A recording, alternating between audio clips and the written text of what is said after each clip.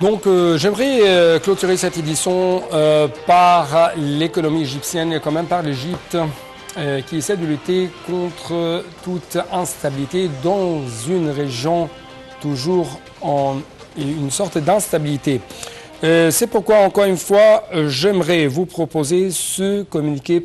qui a été lancé par le président de l'Organisme général de l'information de Arachouan, qui a déclaré que le développement et les événements dangereux auxquels on a assisté dans la région de Moyen-Orient avaient confirmé le rôle axial et central de l'Égypte et la responsabilité majeure de l'Égypte dans la région face aux majeurs risques auxquels elle est exposée. Il a souligné que l'Égypte, sous la direction du président Abdel Fattah al-Sisi, a assumé sa responsabilité historique dans la lutte contre les dangers qui ravagent la région et ébranlent le monde entier. L'histoire retiendra que les dirigeants, le peuple égyptien ont fait preuve de force et d'une détermination inébranlable pour protéger la terre de l'Égypte et sa sécurité nationale, défendre la cause palestinienne et faire face aux tentatives de marginalisation, d'affaiblissement de droits restants du peuple palestinien, au premier rang son droit à la vie, à l'autodétermination, à l'établissement de son État sur sa terre avec Jérusalem-Est pour capitale, conformément aux décisions de la légitimité internationale. Ces déclarations, quand même, ont été encore une fois faites dans l'éditorial du nouveau numéro de la revue d'études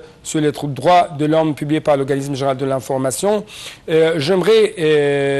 également vous donner cette partie de ce communiqué. Il a expliqué, M. Darachouan a expliqué que dès le début de la crise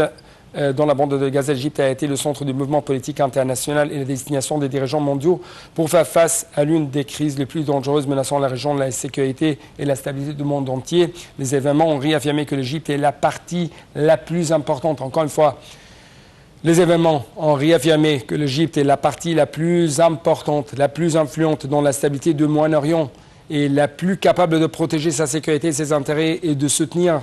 la vérité et la justice au nom de la stabilité et de la paix, que l'Égypte a été et continue d'être un pionnier dans la réalisation de l'avenir de tous les peuples de la région. Donc, avec cette dernière partie, j'aimerais